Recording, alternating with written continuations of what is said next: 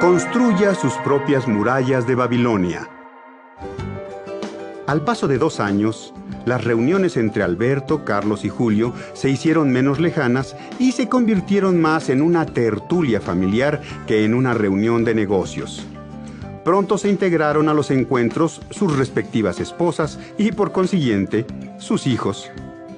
Con el transcurso del tiempo, Alberto logró abrir una pequeña galería donde exponía lo último en arte, no solo del país, sino de toda América, incluyendo parte de Estados Unidos y Canadá. Carlos, por su parte, había aprendido a especular en la bolsa y había estado obteniendo jugosos dividendos, aunque a veces no había tenido mucha suerte y había perdido algo de capital. Cada vez lo hacía mejor. Julio, por su parte, seguía con sus negocios y había logrado extender sus tiendas para toda Latinoamérica. Los amigos habían aprendido juntos de la vida y de cómo expandir sus intereses hacia proyectos que les dieran rendimientos no solo emocionales, sino económicos. Sin embargo, aún quedaban cosas pendientes. ¿Cómo asegurar su futuro?, lanzó la pregunta Alberto al ver jugar a su hijo. Carlos y Julio lo miraron interrogantes. Ya tengo un pequeño negocio y confío en que me dé buenos rendimientos. Ya estoy pagando esta casa para que algún día sea mía. Pero, ¿cómo aseguro el futuro de mi hijo? Ay, no puedes hacerlo, dijo Julio. ¿Por qué? Lo único que puedes hacer es enseñarle el valor del trabajo, mostrarle una actitud positiva ante las oportunidades y mostrarle el camino del ahorro. Así como tú lo aprendiste, él también lo hará. Pero quiero dejarle alguna herencia. Esa es su herencia. Te contaré la historia del hijo de mi jefe, el señor Ordóñez, ¿lo recuerdas? ¡Ja! ¿Cómo olvidarlo?, exclamó Carlos, como para alejar la tristeza de Alberto. El señor Ordóñez tenía un hijo más o menos de mi edad, ¿saben? Él acudió a las mejores escuelas, tuvo todo lo que quiso. El señor Ordóñez trabajó hasta el último de sus días para dejarle la empresa a su hijo. Creía que esa sería su herencia. Desgraciadamente el muchacho tenía mala cabeza, no entendía el valor del trabajo de su padre y en cuanto él falleció, se dedicó a dilapidar su fortuna.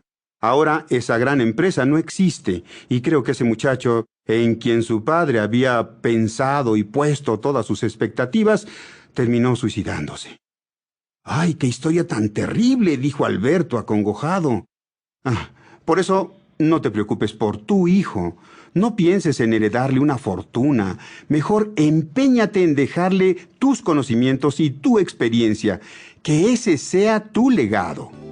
Los amigos reflexionaron en silencio un momento hasta que sus esposas y sus hijos los llamaron para cortar el pastel de cumpleaños de Albertito, que ese día cumplía 8 años.